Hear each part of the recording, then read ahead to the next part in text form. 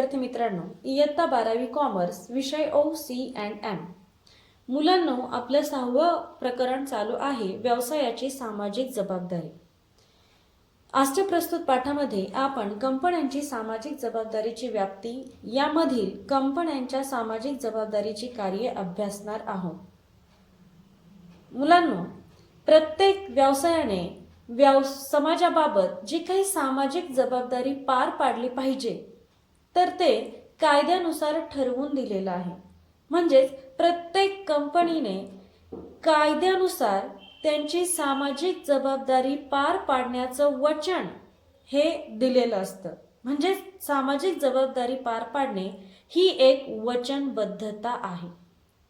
आता कंपनी कायदा 2013 मधील कलम 135 आणि नियम 2014 मध्ये सांगितल्याप्रमाणे प्रत्येक व्यवसायाने सामाजिक जबाबदारीची कार्ये पार पाडली पाहिजेत. मग काय आहेत या सामाजिक जबाबदारीची कार्ये, तर आपण काही घटकांद्वारे अभ्यासणार आहोत. इथे पहिला घटक आहे दारिद्र्य आणि आरोग्य. मग दारिद्र्य म्हणजे काय, तर दारिद्र्य म्हणजे ज्या वेळेस व्यक्तीला त्यांना त्यांच्या आहारातून आवश्यक तो उष्मांक मिळत नसेल तर त्या व्यक्तीला दारिद्र्यात आहे असं संबोधलं जातं. म्हणजे ती व्यक्ती दरिद्री आहे, तिला तिच्या आहारातून आवश्यक ते घटक मिळवता येत नाहीत. मग आता ज्यावेळेस एखादी व्यक्ती दारिद्र्यात असेल तर अशा वेळेस ती व्यक्ती कुपोषित होऊ शकते. कशी होऊ शकते? कुपोषित होऊ शकते. तिला तिची अन्नधान्याची गरज भागवता येत नाही, ती दारिद्र्यात असते, त्यामुळे ती उपासमार राहू शकते, तिची उपासमार होऊ शकते, त्यामुळे ती व्यक्ती कुपोषित होऊ शकते. मग हे दारिद्र्य दूर करण्यासाठी व्यवसायाने त्यांना आवश्यक तो आहार उपलब्ध करून दिला पाहिजे, अन्नधान्य उपलब्ध करून दिलं पाहिजे. दुसरं महत्त्वाचं म्हणजे आरोग्य. लोकांना आरोग्य हे गरजेचं असतं. मग अशा वेळेस काही लोकांसाठी आरोग्याच्या सुविधा उपलब्ध करून देणं गरजेचं आहे. मग यासाठी व्यवसायाने काय केलं पाहिजे की त्यांना स्वच्छ पाणी उपलब्ध करून दिलं पाहिजे. तसेच ते लोक ज्या ठिकाणी राहतात त्या ठिकाणी साफसफाई व स्वच्छता याबाबत आवश्यक ती सुविधा उपलब्ध करून दिली पाहिजे, आवश्यक ती व्यवस्था राबवली पाहिजे. त्यानंतर दुसरं आहे की व्यवसायाने काय केलं पाहिजे, शिक्षणाला उत्तेजन दिलं पाहिजे. काय केलं पाहिजे? शिक्षणाला उत्तेजन दिलं पाहिजे. मग आता शिक्षणाला उत्तेजन दिल्यामुळे लोक शिक्षण घेतील आणि शिक्षणाद्वारे त्यांना योग्य तो रोजगार मिळू शकतो, त्यांच्या पात्रतेनुसार त्यांना नोकरी मिळू शकते आणि ते त्यांचं उपजीविकेचं साधन उपलब्ध करू शकतात. मग अशा वेळेस ज्यांनी शिक्षण घेतलेलं आहे, जे पात्र आहेत, त्यांना नोकरी उपलब्ध करून देणं, रोजगार उपलब्ध करून देणं ही सुद्धा व्यवसायाची सामाजिक जबाबदारी आहे. पण जर काही बालके असतील किंवा ज्यांचं शिक्षण पूर्ण झालेलं नाही किंवा काही स्त्रिया असतील किंवा काहींना कौशल्य आहे परंतु शिक्षण नाही, मग अशा लोकांसाठी व्यवसायाने काय केलं पाहिजे की किमान कौशल्यावर आधारित रोजगार निर्माण केले पाहिजे. काय केलं पाहिजे? किमान कौशल्यावर आधारित रोजगार निर्माण केले पाहिजे. आधारित जर रोजगार निर्माण केले तर काय होणार आहे की जे बालके आहेत, स्त्रिया आहेत की ज्यांना कधी कधी शिक्षण असून सुद्धा नोकरी मिळत नसेल, तर असे लोक सुद्धा किमान कौशल्यावर आधारित रोजगार उपलब्ध झाल्यामुळे ते त्यांचे जे काही आवश्यक गरजा आहेत त्या भागू शकतात, त्यांचं पोट भरू शकतात. त्यानंतर तिसरं आहे ते म्हणजेच बालमृत्यूदर कमी करणे. काय आहे? बालमृत्यूदर कमी करणे. आता बालमृत्यूदर कमी करणे हे काम सरकारचं आहे. कोणाचं आहे? सरकारचं.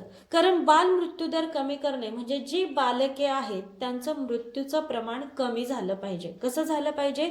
मृत्यूचं प्रमाण कमी झालं पाहिजे. मग ज्यावेळेस आपण बालमृत्यूचा विचार करतो त्यावेळेस व्यवसायाने याबाबत काय भूमिका पार पाडली पाहिजे की बालमृत्यू नेमका कोणत्या कारणामुळे होतो? की सर्वसाधारणपणे बालक असणाऱ्या ज्या माता आहेत त्या मातांचं आरोग्य जर चांगलं असेल तर बालमृत्यूचं प्रमाण कमी होतं. आणि बऱ्याचदा ह्या माता ज्या आहेत यांना आरोग्यविषयक सुविधा उपलब्ध नसतात. तर अशा वेळेस या महिलांना, या मातांना आरोग्यविषयक सवलती उपलब्ध करून दिल्या पाहिजेत आणि त्यांना अल्प खर्चामध्ये औषधं उपलब्ध करून दिली पाहिजेत. त्यानंतर पुढील कार्य आहे ते म्हणजेच पर्यावरणाबाबत. आता पर्यावरणाबाबत व्यवसायाने काय जबाबदारी पार पाडली पाहिजे? मुलांना आपल्याला माहिती आहे की पर्यावरण हे आपल्यासाठी किती महत्त्वाचं आहे. मग पर्यावरणातील प्रत्येक घटक आपल्या उपजीविकेचं चांगलं साधन होऊ शकतो, आपल्या आरोग्याचं चांगलं साधन होऊ शकतो. आपलं आरोग्य हे चांगल्या पर्यावरणामुळेच टिकून राहतं. मग पर्यावरणात जे काही घटक आहेत, मग त्यामध्ये काही वनस्पती असतील, त्यामध्ये काही दुर्मिळ सुद्धा असतात. तर त्या वनस्पती झालं, पाणी झालं, झाडे झालं, डोंगर झालं, नद्या झालं, जंगल झालं, तर या सर्व घटकांचं काय झालं पाहिजे? संरक्षण झालं पाहिजे. काय झालं पाहिजे? संरक्षण झालं पाहिजे. आणि जे दुर्मिळ घटक आहेत तर त्या दुर्मिळ घटकांचं, वनस्पतींचं संवर्धन सुद्धा झालं पाहिजे. काय झालं पाहिजे? संवर्धन सुद्धा झालं पाहिजे.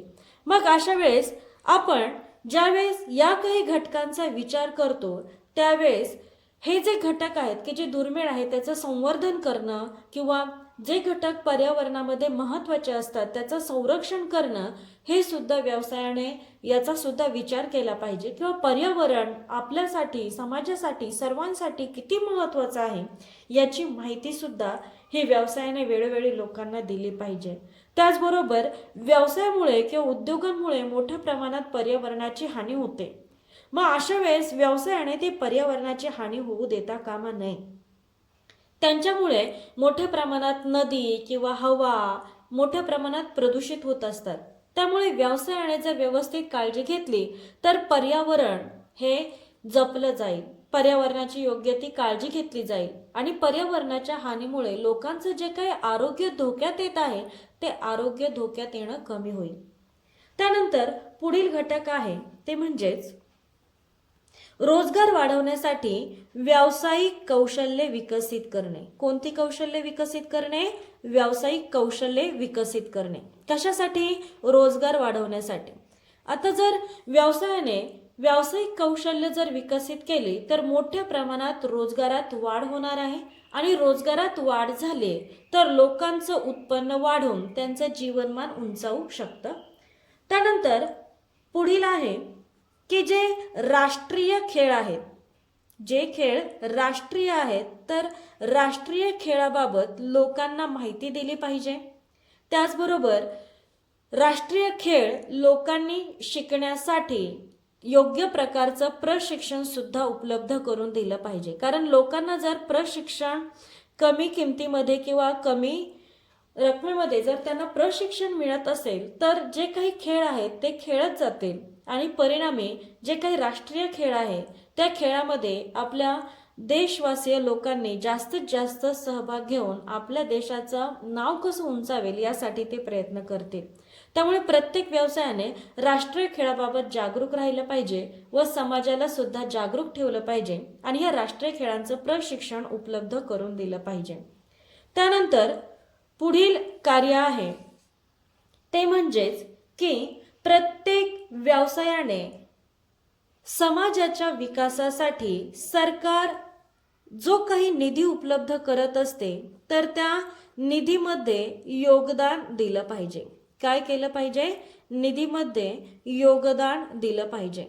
बऱ्याचदा सरकार काय करत असते की जो भाग आर्थिकदृष्ट्या कमकुवत आहे किंवा मागास आहे अशा मागास भागासाठी किंवा जे अनुसूचित जाती असतील, जमाती असतील तर त्यांच्यासाठी सरकार विविध योजना राबवत आहे.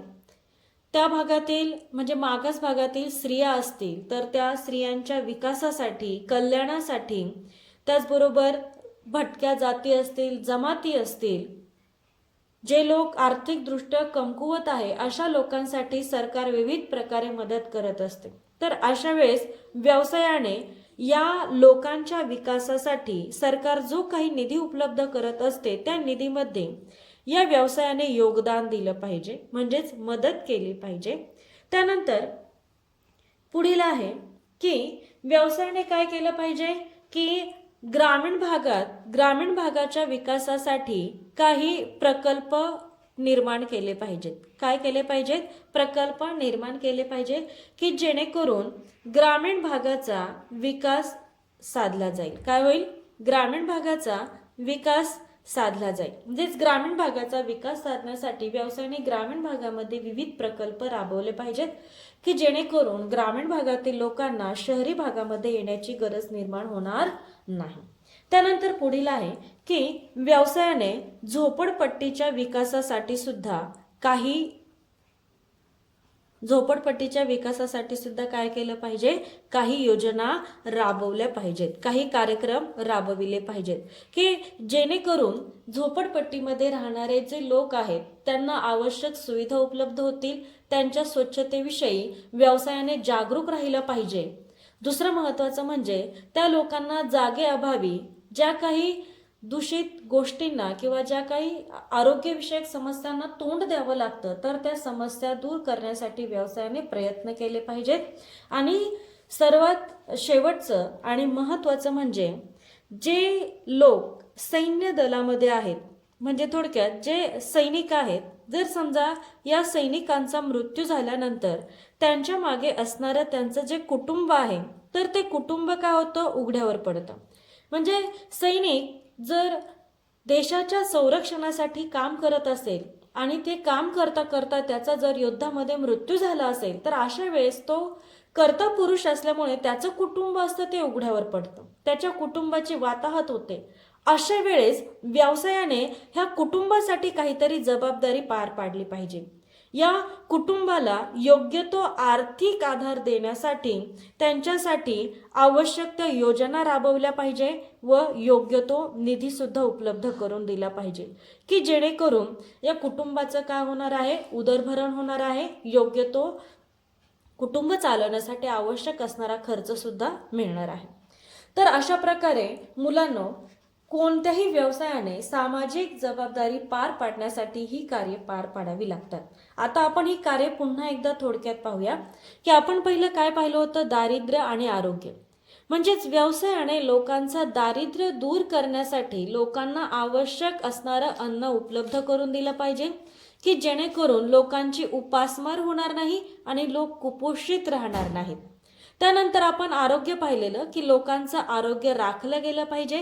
आरोग्य राखलं गेलं म्हणजे काय की लोकांना आवश्यक ती सुविधा उपलब्ध झाली पाहिजे, म्हणजे स्वच्छ पाणी मिळालं पाहिजे. साफसफाईविषयी व्यवसायाने थोडीफार काळजी सुद्धा घेतली पाहिजे किंवा सुविधा उपलब्ध करून दिली पाहिजे. त्यानंतर आपण पाहिलेलं की शिक्षणाला उत्तेजन, म्हणजे व्यवसायाने शिक्षणाच्या बाबतीत लोकांना उत्तेजन दिलं पाहिजे. लोकांनी शिक्षण घ्यावं, त्याचे कसे फायदे आहेत याची सुद्धा माहिती व्यवसायाने लोकांना दिली पाहिजे. त्याचबरोबर जे लोक शिक्षित आहेत त्यांच्यासाठी रोजगार निर्माण करून देणं ही सुद्धा व्यवसायाची एक सामाजिक जबाबदारी आहे. तसेच व्यवसायामध्ये की आजूबाजूला समाजामध्ये जी बालके आहेत, स्त्रिया आहेत किंवा जी लोक रोजगार मिळवू शकत नाही, विविध कारणांमुळे ती बेरोजगार राहतात, अशासाठी व्यवसायाने काय केलं पाहिजे? किमान कौशल्यावर आधारित रोजगार निर्माण केले पाहिजेत की जेणेकरून हे जे घटक आहेत तर हे घटक उत्पन्न मिळवू शकतील आणि त्यांच्या आवश्यक गरजा भागवू शकतील. म्हणजेच व्यवसायाने लोकांना शिक्षणाला उत्तेजन देण्याबाबतच असे काही किमान कौशल्यावर आधारित रोजगार निर्माण केले पाहिजेत. त्यानंतर आपण पुढील पाहिलेलं की बालमृत्यू दर कमी करणे, म्हणजे बालमृत्यू कमी करणे किंवा बालमृत्यू दर कमी ठेवणे हे सरकारचं काम आहे. परंतु व्यवसायाने सुद्धा बालमृत्यू कमी करण्यासाठी जी कारणं होत असतात किंवा ज्या कारणांमुळे बालमृत्यू वाढत असतो तर ती कारणे म्हणजेच ज्या माता आहेत तर त्या मातांचं आरोग्य टिकलं पाहिजे. मातांचं जर आरोग्य टिकलं तर साहजिकच बालमृत्यू कमी होईल. मग मातांचं आरोग्य टिकण्यासाठी त्यांना आवश्यक ती आरोग्यविषयक सुविधा कमी खर्चामध्ये उपलब्ध करून दिली पाहिजे. त्याचबरोबर त्यांना आरोग्यविषयक असणाऱ्या जर काही म्हणजे औषधं वगैरे असतील तर ती औषधं कमी खर्चामध्ये उपलब्ध करून दिली पाहिजे. त्यानंतर आपण पाहिलेलं की पर्यावरणाच्या बाबतीत आता पर्यावरण सुद्धा आपल्यासाठी किती महत्त्वाचं असतं, त्यामुळे पर्यावरणाचं संरक्षण कसं होईल, पर्यावरणामध्ये ज्या काही दुर्मिळ वनस्पती असतील, दुर्मिळ गोष्टी असतील, दुर्मिळ प्राणी असतील तर त्यांचं जतन झालं पाहिजे, संवर्धन झालं पाहिजे, त्यांचं संरक्षण झालं पाहिजे, हे सुद्धा व्यवसायाने काळजीपूर्वक केलं पाहिजे. दुसरं महत्त्वाचं म्हणजे ज्या महत्त्वाच्या गोष्टी आहेत की ज्यामध्ये जंगल असेल, पाणी असेल, नद्या असतील, जमीन, हवा, या सर्व गोष्टींची काळजी व्यवसायाने घेतली पाहिजे.